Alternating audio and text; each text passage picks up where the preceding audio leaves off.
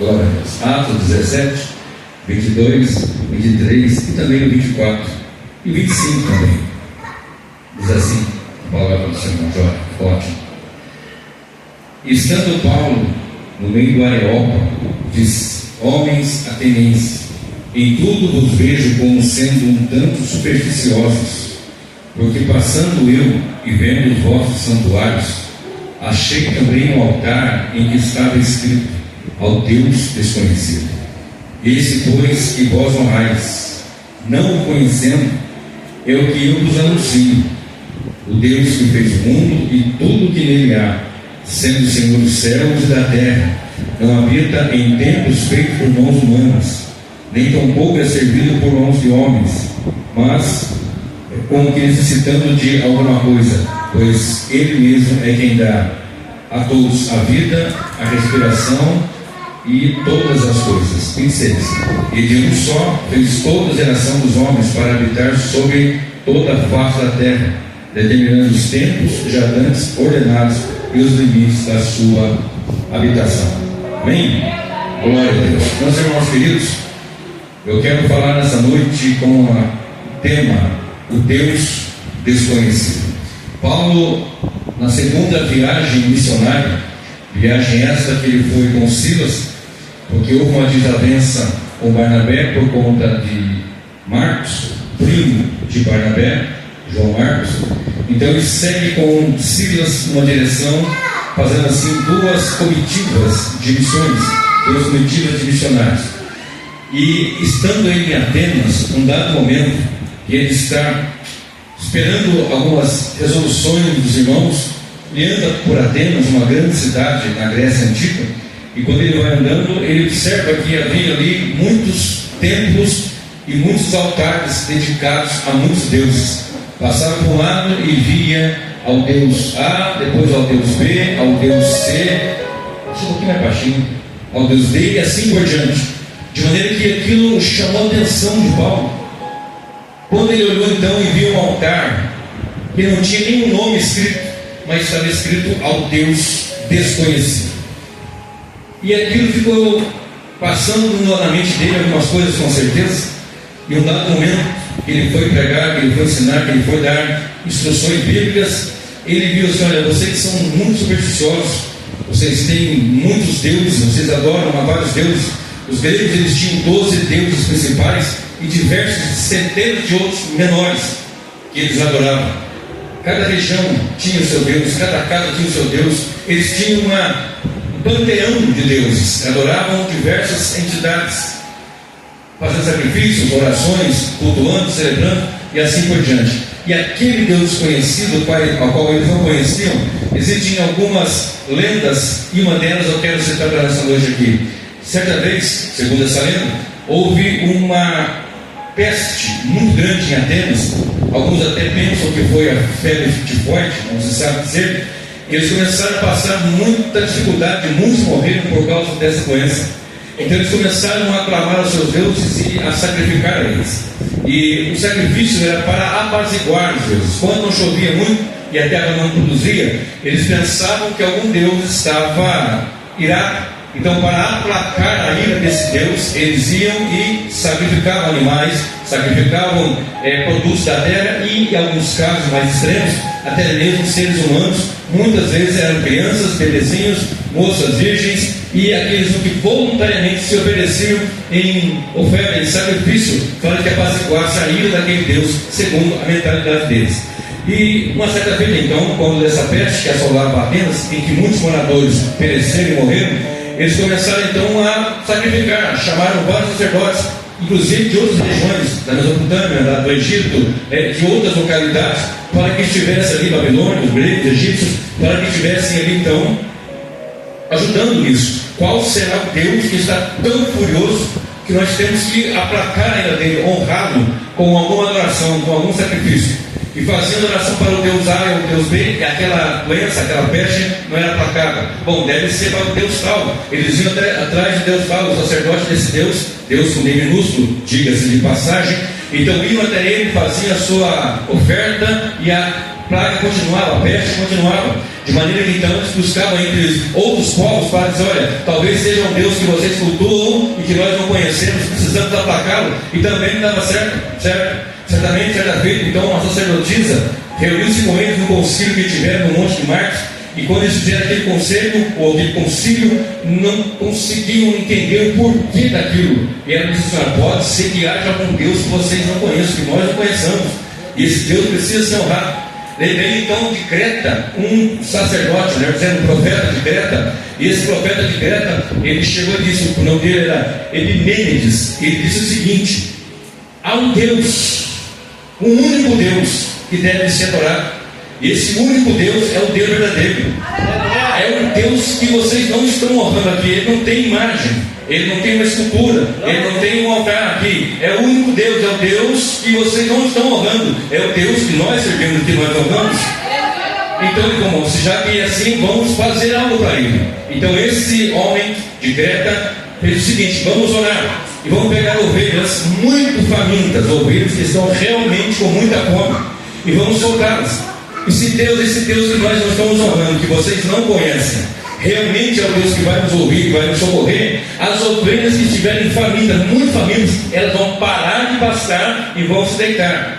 Eles soltaram então ovelhas brancas e ovelhas pretas. E eles disseram: olha, o senhor escolha para o senhor quiser quais delas. E diz a lenda que algumas delas, com muita fome, pararam de pastar e deitaram-se na relva verdinha. Era para comer, mas para que fosse a resposta de Deus para aquele povo, que havia um Deus, verdadeiramente Deus, que era feito por mãos humanas, que não é de imagem de escultura, nem de pedra, nem de madeira, nem de ouro, nem de prata, que eles não conheciam, que é um Deus criador, como Paulo falou aqui, que fez de um só toda a humanidade e que rege todas as coisas, que não é servido por mão de homens e que também não habita em templo feito por mão de homens. Então era esse Deus que eles tinham que aprender a honrar. Diz o texto, ou diz a lenda, que aquelas ovelhas se deitaram. Então eles observaram: as ovelhas se deitarem, nós vamos levantar, chamaram pedreiros, construtores, e levantaram altares em cada lugar que as ovelhas se deitaram, e sacrificaram aquelas ovelhas. E diz a lenda que a praga cessou em Atenas.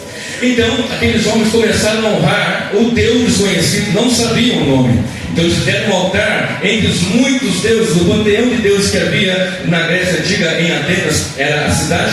Fizeram então um altar a um Deus desconhecido. Mas o coração do homem é uma fábrica de ídolos. O coração do homem, infelizmente, produz muitos deuses, repito, com D minúsculo. Passado o tempo, voltaram a adorar outros tantos deuses, porém deixaram um lugar para o Deus desconhecido. Vai que a coisa pega, vai que aperta a praga, vai que chega um outro mal. Nós temos no altar já esse Deus que nós não sabemos o nome. Por mais que as pessoas não conheçam, não saibam que haja um Deus, nós sabemos que há um Deus. Por mais que em muitos lugares, observe que eu vou dizer, há muitos povos, no dia de hoje, 4 de janeiro de 2026, muitas nações que ainda não ouviram falar de Jesus. Muitos povos que na sua língua, no seu dialeto, na sua linguagem, ainda não ouviram o Evangelho. Há muitas nações que ainda não têm na sua língua, na sua etnia, o Novo Testamento, muito menos o Antigo Testamento, na sua tradução, no seu país, na sua língua. E é uma luta muito grande para que os missionários aprendam, se tenham recursos para chegar até esses povos e falar de Jesus. Mas, voltando aqui ao texto bíblico, então Paulo chega num lugar que estava honrando um Deus que eles não conheciam, e aquilo chamou a atenção. E quando Paulo começa a pregar, ele diz versículo 22: e estando Paulo no meio do Areópago, disse: homens atenienses, em tudo vos vejo como sendo um tanto supersticiosos, porque passando eu e vendo os vossos santuários, achei também um altar, que está escrito: ao Deus desconhecido. Esse, pois, que vós honrais, não o conhecendo, é o Deus que eu vos anuncio. Ora, certamente havia diversos sacerdotes ali, porque vocês conhecem pessoas religiosas. Eu estou falando no religioso no sentido mais pesado da palavra mesmo, aquele religioso de carteirinha, aquele religioso de seguir regras humanas. Porque você sabe que há religiões que, se mandar pintar o cabelo de azul naquela semana, todos pintam de azul naquela semana. Há religiões que se o líder disser, vamos agora usar roupa azul, todos vão usar roupa azul, porque eles têm uma identificação com aquela liderança, porque a sua mentalidade já é uma mentalidade religiosa. Já criou-se nele, no âmago de cada um daquela comunidade, uma mentalidade religiosa. Certamente aquela mentalidade religiosa, eles estavam ali, passavam para adorar Azerá, adoravam Baal, ali no caso adoravam as deusas Ísis, e tantas outras ali, Diana, etc. E quando chegavam ali, opa, aqui tem Deus desconhecido daquela história que acontecia, vamos adorar ele, porque nós temos que também sacrificar ele para que, se caso houver uma praga, uma peste, ele possa aplacar. Então Paulo vem dizendo, é esse que vocês não conhecem, que eu adoro, é esse que vocês não sabem o nome dele, que eu estou pregando. Certamente aquela mentalidade religiosa, aqueles homens que buscavam de alguma forma, porque também no coração do homem tem uma fábrica de ídolos, também no interior do homem Deus colocou a eternidade, o desejo de adorar está no homem. O homem vai adorar alguma coisa ou alguém. Preste bem atenção, ele pode ser até um ateu, ele vai adorar o seu ateísmo, de alguma maneira ele vai adorar. O ser humano, ele é feito para adorar. Presta bem atenção, se ele estiver fora da presença de Deus, ele vai buscar adorar alguém, nem que seja a si mesmo. Ele pode colocar em si mesmo o seu Deus. O seu Deus pode ser ele mesmo. Egocentrismo. Nos dias atuais temos visto isso. O homem tem em si, a humanidade tem em si, no seu âmago, no seu ser implícito, está ali no homem o desejo de adorar. E quando eles ouvem daquele pregador dizendo que o Deus que ele já está honrando, que as pessoas que passaram, já até morreram centenas, porque isso aconteceu no 6º século antes de Cristo, então já muito tempo tinha passado, ora, eles continuavam adorando, já tinha ali cerca de 700 anos que aquilo havia acontecido, eles continuavam honrando um Deus desconhecido. Ora, aquela pessoa, ou aqueles homens, aquela comunidade, tinha o desejo de adorar, e quando chega alguém dizendo, é este que vocês não conhecem, que eu estou pregando, e este não é feito por mãos humanas, nem precisa de um tempo para ser adorado, ele criou de um só toda a humanidade, ele rege todas as coisas, inclusive tem determinado para tudo um tempo. Estamos aqui nesse texto, e também no versículo 31 ele diz, há um dia determinado para o dia do juízo. Nesse capítulo, versículo 31, vou ler, porquanto tem determinado um dia em que com justiça há de julgar o mundo, por meio do homem que destinou, e disso deu certeza a todos, ressuscitando dos mortos. Presta bem atenção, Paulo pregava com autoridade, Paulo pregava com ousadia, Paulo não pregava um evangelho xoxo, de forma alguma. Para pessoas mais humildes, ele falava de uma forma mais simples, mas com autoridade. Para pessoas de classe mais elevada, pessoas de cátedra, ele chegava com a sua fala, mas de uma maneira firme e gloriosa, ele anunciava sempre Jesus Cristo. O foco, o âmago da mensagem de Paulo era Cristo, e este é ressuscitado. Paulo nunca teve em si o desejo de se elevar, e às vezes nós ficamos preocupados pensando em aparecer, em se mostrar, falar bem. Claro, é bom falar bem, mas pessoas que usam isso como alguma coisa para se exaltar. Mas nós temos que aprender que a honra é dele, a glória é dele, o louvor é dele, a majestade é dele. O Paulo está dizendo, eu estou servindo ao único Deus verdadeiro. Esqueçam todos esses deuses, há um Deus em cujo qual Deus enviou o seu filho, este morreu e ressuscitou, e tem um dia determinado para o juízo. Então Paulo anunciou com ousadia naquela região, naquela cidade, naquele lugar, e muitos ali ouviram. Vem comigo para o versículo 34, verso 32 e 34. E como ouviram falar da ressurreição dos mortos, uns escarneciam e outros diziam, acerca disso te ouviremos outra vez.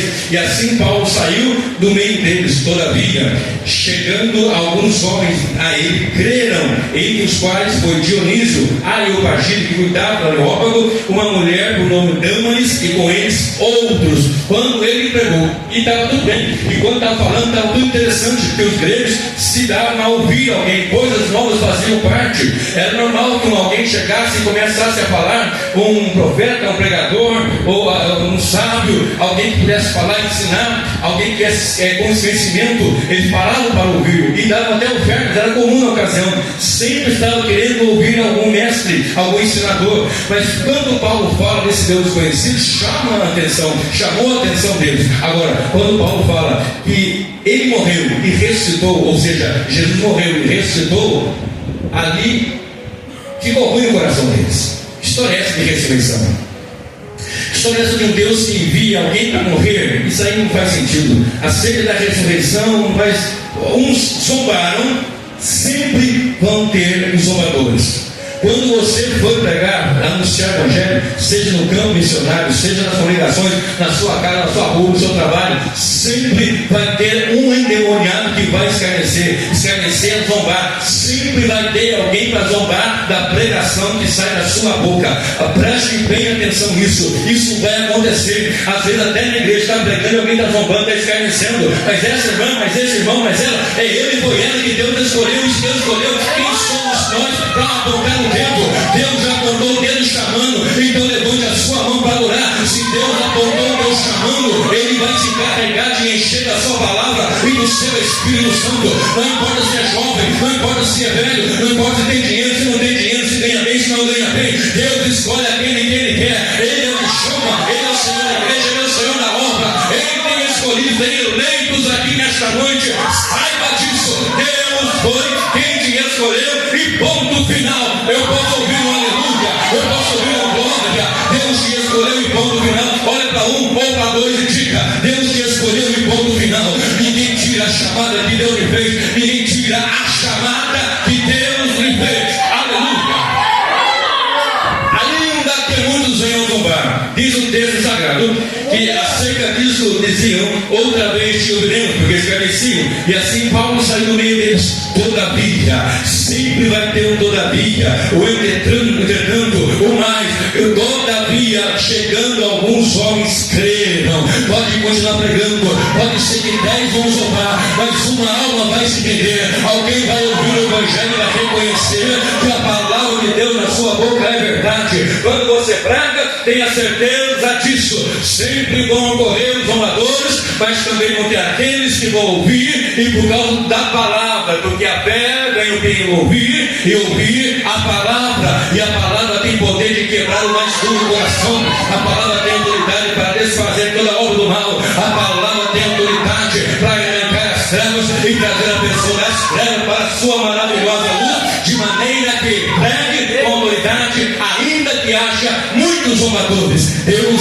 é o que se encarrega da obra. Eu tenho costume de dizer, e sempre converso com a minha esposa sobre isso: Deus é o maior interessado na obra dele. Deus é o maior interessado que você vá bem na igreja. Deus é o maior interessado que você vá bem no louvor. Deus é o maior interessado que você vá bem na pregação. Deus é o maior interessado naquilo que Deus colocou você e eu para fazermos. O interesse maior é de Deus. E se Deus chamou, meu querido, pode ter certeza que Ele garante. A batalha já é ganha, a batalha é garantida, a vitória é garantida por causa do sangue que foi derramado. 1 João capítulo 3 versículo 8, a parte final diz assim: para isto se manifestou o Filho de Deus, para desfazer as obras do diabo. Para isto se manifestou o Filho de Deus, para desfazer as obras do diabo. Pode ser que 1000 vão até zombar, 10.000 vão também zombar, mas você vai passar e o nome daquele que reina para sempre vai ser exaltado, porque a semente vai frutificar, o chão vai brotar e as almas vão se render àquele que é digno de toda a honra, toda a glória e de todo o louvor.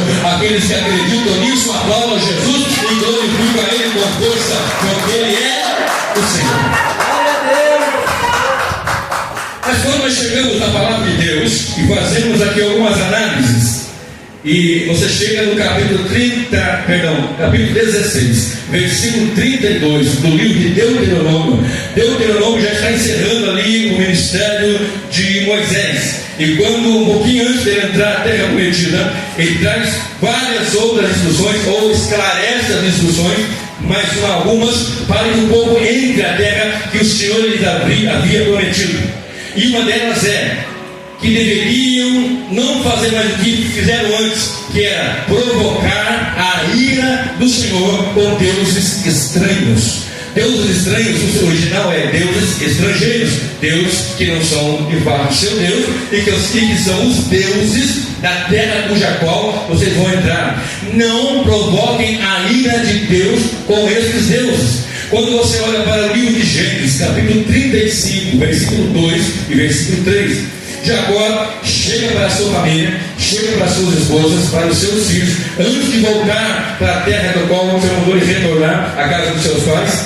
Antes disso, ele diz para a sua família: tirem os deuses estranhos, tirem os deuses estranhos do meio de vocês. Eles aprenderam que há um Deus que é criador dos céus e da terra, o Deus de Abraão, seu avô, o Deus de Isaac, seu pai, e o Deus dele. E quando ele vai voltando para a terra dele, com a sua família, com suas esposas, com seus filhos, com multidões de gado, de ovelha, de camelo, etc., riquezas e assim por diante, antes de entrar, quando Deus fala com ele, quando Deus toca nele, quando ele é transformado, ele olha para a sua família e diz: tirai os deuses estranhos do vosso meio. No versículo 3 diz que em Betel ele vai construir um altar ao Senhor. Eu lhe pergunto: quais são os deuses estranhos que estão em nosso meio? Porventura há alguma coisa competindo com o nosso Deus em nossa casa, nossa vida e em nosso coração?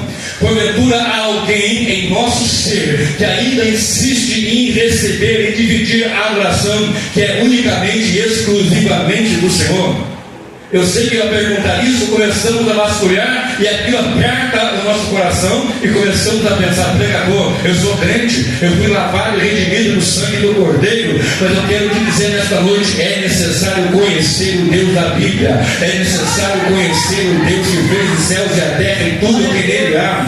Há muitas pessoas que conhecem o Deus de juízo e de justiça, porque de fato ele é Deus de juízo e de justiça, é o Deus que não tem um culpado por inocente. Ou seja, ninguém passa pano com Deus, ninguém joga por baixo do tapete com Deus, ninguém faz um jeitinho brasileiro com Deus. Nós temos esse infeliz costume, um jeitinho brasileiro, mas com Deus não tem jeitinho brasileiro. Com Deus tem que ser sim, sim, não, não. O que passa é coisa do maligno, é bem certo isso. Há pessoas que só conhecem esse Deus que é fogo que consome, porque de fato ele é fogo que consome. Ele é o mesmo Deus que abriu a terra e engoliu várias pessoas porque estavam zombando dele na pessoa de Moisés. Ele é o mesmo Deus que enviou fogo do céu na boca de Elias quando ele profetizava e matou pessoas ali por causa de zombar do Senhor. Ele é o mesmo Deus que matou 42 pequenos jovens que estavam zombando do profeta Eliseu. É o mesmo Deus. É necessário conhecer o nosso Deus,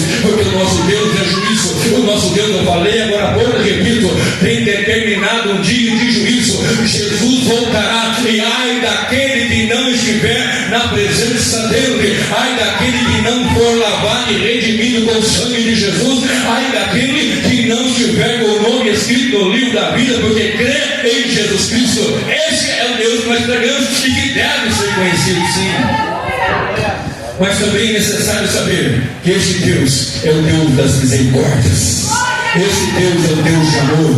Esse Deus é o Deus que olha para a minha fraqueza e diz: levanta, porque eu sou contigo. É o Deus que não tolera o engano, não tolera o pecado, abraça o pecado, não solta ele, mas ele sabe nossa fraqueza, ele conhece nosso coração, ele sabe que nós somos pó, ele sabe que nós somos carentes da graça e da misericórdia dele. Talvez quando você caiu, quando eu caí, quando alguém tomou, muitos deles apontaram, mas a mão dele levantou, e esta é a razão de estarmos em pé aqui. Foi pregado aqui pelo pastor Ciro domingo passado que as misericórdias, a fonte de misericórdia é infindável. Ele é uma fonte infindável de misericórdia. Temos que saber quem é esse Deus. É um Deus que é juízo, é um Deus que é amor, é um Deus que é amor, é um Deus que é juízo. Quando formos pregar, temos que pregar o amor de Deus sem deixar de falar do juízo. E quando falarmos do juízo, não devemos esquecer da misericórdia e da graça de Deus. Paulo tinha esta intenção de anunciar esse Deus com autoridade, anunciar esse Deus com ousadia e anunciar esse Deus com firmeza. Josué já também ali com o povo, para entrar de fato na terra prometida, no capítulo 24, versículo 23, e depois também ele diz assim: tirai os deuses estranhos que há no meio de vós. Por que ele fez isso? Porque vez por outro o povo pegava moído, criava moído, inventava moído. Eu repito, o coração do homem é uma fábrica de ídolos. Lá na frente, ou melhor, lá atrás, foi dito: tirem os deuses estranhos. Antes ainda de Moisés, lá com Jacó, tirem os deuses estranhos.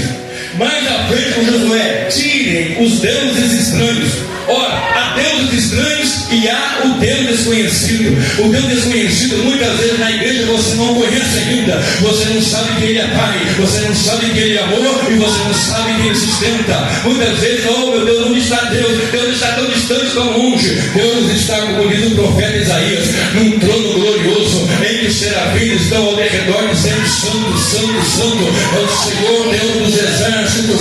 Toda a terra está cheia da sua glória. Mas Isaías também diz: Ele habita no alto e sublime trono, mas habita com o humilde e com o contrito. Ele habita lá na glória, mas está no seu coração. Ele habita na eternidade, mas também está no meu coração. Ele habita no lugar que eu não consigo nem sequer imaginar, mas Ele está aqui em nosso meio. Ele passeia no meio da igreja. Quando sentem a presença desse Deus glorioso, quando sentem a presença desse que é Rei dos reis e é também Senhor dos senhores. E muitas vezes as pessoas estão cristãs piores do que aqueles atenienses. Pessoas que são o povo de Deus e que ainda estão piores do que aqueles atenienses. Vem comigo para Malaquias, capítulo 1, verso 6. Malaquias, o último livro do Antigo Testamento, capítulo de número 1, versículo 5, versículo 6. Malaquias capítulo 1, versículo 5 e versículo 6 diz assim: os vossos olhos o verão, direis: o Senhor seja engrandecido além dos termos de Israel. Depois você lê o que está antes disso: o filho honra o pai, e o servo o seu senhor. Se eu sou pai, onde está a minha honra? E se eu sou o Senhor, onde está o meu temor? Vocês lembram que aqueles atenienses honravam um Deus que eles não conheciam, mas só por saber que tinha um Deus que é Senhor, único, soberano e eterno, que cuida de tudo, que criou tudo e que é soberano. Eles começaram a honrar, mas não conheciam. Aqui a nação conhece, a nação sabe, a nação é o povo de Deus. E este povo, mesmo sabendo, mesmo conhecendo, não estava honrando a Deus. Eu não vim pregar por beleza, eu não vim pregar por sucesso, eu não vim pregar por outra qualquer coisa. Eu vim pregar porque pregar para mim é profetizar. Profetizar a palavra, ela tem três funções basilares: ela edifica, ela consola e ela exorta. Toda ministração, ela vai edificar, ela vai exortar, ela vai consolar. Muitas mensagens vão te consolar, todas vão te edificar, e muitas vão dar aquela cajadada mesmo, aquela que vai cortar na raiz mesmo, vai podar mesmo. Isso é natural. E às vezes nós estamos aqui piores do que os atenienses. Honravam, mas não conheciam. O triste é quando você conhece e não honra. Muitas vezes nós não honramos com o melhor do nosso dia. Muitas vezes não honramos com o melhor das nossas finanças. Muitas vezes não honramos com a melhor das nossas adorações. Observe, muitos de nós, eu estou falando de nós, incluso no meio, temos a vergonha de ir para a igreja, levar uma Bíblia e fazer uma adoração, um culto, falar a palavra de Deus, mas quando o time do coração faz um gol, pula, sapateia, rodeia, solta rojão, vira por cima do pescoço e sai gritando para a rua que é gol, mas para falar de Jesus tem vergonha. Eu quero te dizer uma coisa nesta noite: o nosso Deus tem que ser engrandecido a tempo e fora de tempo. Pregue com ousadia, fale com ousadia, ouve ao Deus que fez os céus e a terra. O nosso Deus é um Deus digno de toda honra, toda glória e também de todo louvor e adoração. Oh, aleluia, aleluia, aleluia, aleluia, aleluia. E vou repetir: o filho honra o pai e o servo o seu senhor. Se eu sou pai, onde está a minha honra? E se eu sou o Senhor, onde está o meu temor? Pesado, mas real e atual. Aliás, como dizia a Bíblia é mais atual do que o jornal de amanhã. Essa palavra, ela é viva. Essa palavra não precisa de apoio, não precisa de calço, não precisa de um jeitinho. Ela de per si é poderosa para agir como está agindo em meu coração. Eu sei que em muitos corações aqui, se eu sou pai e se eu sou Deus, onde está a minha honra e onde está o meu temor? É tempo de honrar a Deus, é tempo de temer a Deus, é tempo de temer a Deus, é tempo de honrar a Deus, temer a Deus e dar glória a Ele. O Apocalipse deixa bem claro: temer a Deus e dar-lhe glória. Não somente falar, mas é viver, é comer, é andar, é comprar, é vender, é trabalhar, é tudo para a glória de Deus. As pessoas olham para nós querendo enxergar Deus. As pessoas olham para a igreja querendo contemplar Deus. E nós somos, aleluia, representantes de Jesus aqui na terra. A igreja ficou nesse lugar pela graça de Deus, cheia do Espírito Santo, porque Jesus foi, mas disse: eu não vou deixar vocês órfãos, eu vou enviar o Consolador, eu vou enviar o Ajudador. Ele vai estar com vocês, ele vai ensinar vocês, ele vai ensinar a toda a verdade, ele vai convencer do pecado, da justiça e também do juízo. A igreja tem que aprender a honrar a Deus. Os atenienses honravam e não conheciam, mas nós conhecemos. Senhor, ajuda-nos a te honrar, a te adorar, a te exaltar, a render glórias ao teu nome. E a igreja que acredita nisso, levante a mão e glorifique ao Deus que fez os céus e a terra.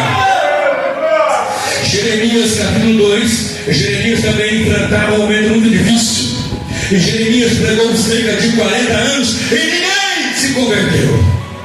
Pensa, você está pregando e ninguém se arrependeu. Imagine você anunciar a palavra, falar da parte de Deus, vocacionado por Deus, anunciar a verdade de Deus e ter perseguição dos falsos profetas, ter perseguição da liderança, ter perseguição de todo lado. Tanto foi que quando ele avisou do cativeiro babilônico, roubaram dele. E quando foram para o cativeiro, Deus poderia comprar uma terra de preço barato. E alguém dizia: como assim você vai comprar se vamos para o cativeiro? Nós vamos, mas nós vamos voltar. O mesmo Deus que diz que nós vamos é o Deus que diz que nós vamos voltar. E assim como foi dito pela boca de vários profetas, eles foram para o cativeiro, mas 70 anos depois voltaram, porque a palavra de Deus não cai no chão vazia, a palavra de Deus não cai sem produto, a palavra de Deus produz, a palavra de Deus gera, a palavra de Deus jamais voltará vazia. E o profeta no capítulo 2, versículo 13, ele diz assim: duas maldades o meu povo fez. A mim me deixaram o manancial de águas vivas, e fizeram para si cisternas rotas, rachadas, que não podem conter, reter, segurar as águas. O meu povo, presta bem atenção, não estava falando dos atenienses, não estava falando de outros povos, está falando do seu povo. Traz para hoje, da sua igreja. O meu povo fez duas maldades. A mim me deixaram manancial de águas vivas, e cavaram para si cisternas rotas que não retêm águas. Quais são os deuses que nós estamos levantando em nossos corações? Esses deuses são cisternas que não retêm águas. Mas Jesus diz: eu sou a água da vida. E se na minha vida Jesus é a água, a fonte gloriosa, e ele bem disse no capítulo 7 de João, no verso 39, que aquele que viesse ser era para chegar até ele, era para ir nele, para vir até ele, chegar nele, e ele faria jorrar em nós águas vivas, gloriosas. Falava ele do Espírito Santo. O meu povo fez duas maldades, a mim me deixaram. Então voltemos ao Senhor. Chega hoje em tua casa, depois que você jantar, ou ainda antes, se você já jantou ou não, e fala com Deus: Senhor, quais são os deuses que estão em meu coração? Qual é o momento que eu te deixei, Senhor? Porque a tua palavra é forte, é pesada, mas a tua palavra tem direcionamento, ela tem direção. Cheguem no Senhor e fala: Senhor, eu preciso voltar ao primeiro amor, eu tenho que lembrar onde foi que eu caí, eu preciso tapar essas cavernas, essas covas que eu abri, cisternas rotas, esses poços que eu abri, para que o Senhor faça que eu abra um poço na tua presença, para que essa água que vem da tua presença possa jorrar em minha vida.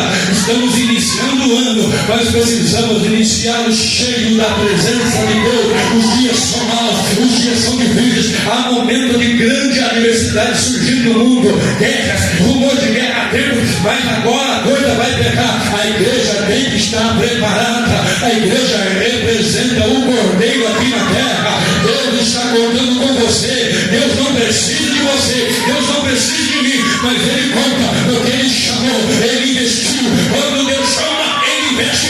investir o seu Espírito Santo. Quantos podem levantar as mãos e adorar a Deus que é digno de toda honra e de toda glória? Agora, para eu fechar, vem comigo para João capítulo 17. João Evangelho capítulo 17. Glória a Deus, glórias ao Cordeiro de Deus. João capítulo 17, de 1 a 3. Pergunte para o seu vizinho: você está disposto a conhecer mais do seu Deus? Pergunta para ela, pergunta para ele. Ô tocador, pergunta para mim: você está disposto a conhecer mais do seu Deus? Eu estou, eu quero. O que é isso? Eu quero te apresentar 3 níveis para fechar essa mensagem, em que Deus vai nos fazer conhecer Ele mais. João 17. Jesus já findando o seu ministério, antes da cruz, da ressurreição, ele chega para os discípulos após a última Páscoa, primeira ceia. Ele fala para os discípulos o seguinte: Jesus falou assim e levantou seus olhos ao céu e disse: Pai, é chegada a hora, glorifica a teu filho, para que também o teu filho te glorifique a ti. Assim como lhe deste poder sobre toda a carne, para que dê vida eterna a todos quanto deste. E a vida eterna é esta: que te conheçam a ti só, por único Deus verdadeiro, e a Jesus Cristo, a quem enviaste. Ele está instruindo a igreja, está instruindo o discípulo, está nos instruindo para que conheçamos a Deus único e verdadeiro, e a Jesus Cristo, a quem ele enviou. E através da igreja, a humanidade vai conhecer. Onde você chegar, estiver um altar levantado, claro que não vai estar escrito altar a Deus conhecido, mas onde tiver alguém que não conhece a Deus, tem algum altar levantado, há algum Deus ali, e você vai dizer: há um Deus no céu, este Deus é soberano. Assim como Daniel disse para Nabucodonosor: há um Deus no céu que revela todas as coisas, até os mais ocultos. Ele é o Deus que revela. Eu quero que você venha comigo para o livro de João 15, verso 14. Verso 14. João 15, verso 14. E o verso 15. E aqui eu vou fechar a mensagem. Vós sereis meus amigos, se fizerdes o que eu vos mando. 15. Já vos não chamarei servos, porque o servo não sabe o que faz o seu senhor. Mas tenho-vos chamado amigos, porque tudo quanto ouvi de meu Pai os tenho feito conhecer. Ele quer que a igreja conheça o único verdadeiro Deus. Eu acabei de ler em João 17. E aqui vem dizendo: olha, não vou chamar vocês de servos. Primeiro nível, diga comigo, primeiro nível de relacionamento é o nível do servo. O nível do servo é aquele que nós somos constantemente. Nós estamos aqui para servir. Estamos aqui servindo. Neste momento eu estou servindo a igreja naquilo que eu mais amo fazer, que é pregar o Evangelho, que é pregar a palavra. Nós estamos servindo aqui enquanto vocês estão ouvindo. Vocês também estão servindo a Deus, adorando a Ele, ouvindo a palavra, cultuando, congregados. Isso é servir a Deus. Quem toca, quem canta, quem limpa, quem ajeita daqui, quem arruma de lá, quem vai para cá, quem vai para lá, está servindo a Deus. Deus chamou para sermos servos. Só que tem pessoas que não entendem que não é somente servo. Você é servo de Deus, somos servo dele. E é uma alegria muito grande ser servo de Cristo, sermos serviçais na obra de Deus. E ele espera quando voltar ou achar o seu servo trabalhando, servo bom, servo fiel, que quando o seu Senhor chegar, achar trabalhando. Então nós somos servos. Primeiro nível, o nível de servo. Agora vem comigo, diga assim: segundo nível. Verso 15 agora. Verso 15. Já vos não chamarei servos, porque o servo não sabe o que faz o seu Senhor. O servo não sabe o que está fazendo o seu Senhor, porque é Senhor. O seu Senhor pode estar trabalhando aqui ou acolá, produzindo, comprando, vendendo. O servo é para servir. O que eu faço, Senhor? Você não sabe o que ele está fazendo. Vem cá comigo. Primeiro nível é servo. Já não vou chamar de servos, porque o servo não sabe o que faz o seu Senhor, mas tenho chamado amigos. Segundo nível de relacionamento com Deus. Os atenienses honravam, mas não conheciam. Malaquias, usado pelo Senhor, diz: olha, eu sou o Pai e vocês não honram. Eu sou Deus e vocês não temem. E aqui ele dizendo: não vou mais chamar vocês de servos, porque vocês são servos. Em Marcos 1, versículo 13, depois de uma grande tempo de oração, Jesus subiu ao monte e chamou a si os que ele quis. E o que ele quis veio a ele. Foi isso que ele fez. Preste bem atenção. Jesus subiu ao monte e chamou para si os que ele quis. Abriu a multidão. Ele subiu ao monte e falou: você, Pedro, Tiago, João, o barquinho fica depois. Você. Aí olha para cá. Laodicéia, Beltrano, Fulano, a Ana, o João, o Pedro. Foi ele que chamou-nos para servir. E agora ele mostra: não é só para servir, eu quero ser amigo de vocês. O amigo vai na sua casa e toma café com você. O amigo compartilha das suas intimidades com você. O amigo, ele senta na roda e conversa. O amigo senta para um jantar. Ninguém vai na minha casa sentar à minha mesa se não for meu amigo. Ninguém vai na sua casa sentar à sua mesa se não for seu amigo. Mas Jesus é o amigo. Vocês não são apenas servos. Eu quero que vocês conheçam. O Deus que vocês não conheceram ainda é o Deus que chama para ser servo. O Deus que você também não conhece ainda é o Deus que chama para ser amigo. O meu Jesus é o meu melhor amigo. Quem tem Ele como seu melhor amigo? Ele é um amigo fiel. Ele é um amigo para todas as horas. Ele é um amigo que entende que nem mesmo eu entendo. Ele é um amigo que conhece o que eu não conheço. Ele é um amigo que sabe e que me suporta. Há momentos que nós somos insuportáveis. É uma grande verdade. É dura, mas é verdade. Mas Ele nos suporta. Ele nos chama não só de servos, mas de amigos. Deus quer entrar na casa de alguém aqui e jantar com Ele hoje. Deus quer entrar na casa de alguém e sentar com Ele e abraçá-lo. E pode chorar, porque Ele é um amigo fiel. Ele não conta para ninguém. Ele guarda, Ele sustenta. Ele é o Todo-Poderoso. Quantos podem aplaudir ao melhor amigo? Como diz aquela canção: achei o meu amigo. Aleluia. Hoje esteja conhecendo o Senhor, que é também seu amigo. Aleluia. E para eu fechar, eu lhe convido a ficar de pé comigo nesta hora. Aleluia. Terceiro livro. Vem comigo para João, Evangelho, capítulo 11, versículo de número 11. Perdão. João, capítulo 1. João, capítulo 1 e o verso 11. 12 e 13. Diz assim o texto: o Evangelho de João, capítulo 11, 12 e 13. Veio para o que era seu. Alguns entendem que são os judeus, outros entendem que é o planeta, toda a criação. Veio para o que era seu, e os seus não receberam. Aqui entende-se que são judeus. Veio para o seu, e os seus não receberam. Mas a todos quantos o receberam, deu-lhes o poder de serem feitos filhos de Deus.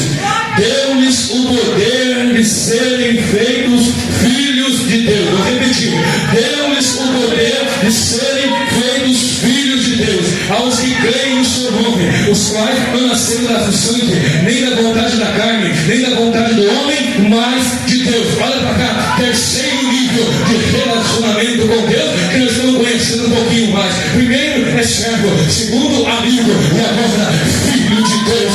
Irmão de Jesus, você não entenda bem isso. Você é filho de Deus. Veio para os seus e os seus não receberam. Mas a todos, você faz parte desse povo. Eu faço parte desse povo. Mas a todos, quando receberam, deu-lhes o poder de serem feitos filhos de Deus. E filho é herdeiro, e filho tem direito. Entenda bem isso, levante a adoção. Você é filho de Deus, você é herdeiro. Há uma herança para a igreja, há uma herança gloriosa para a igreja.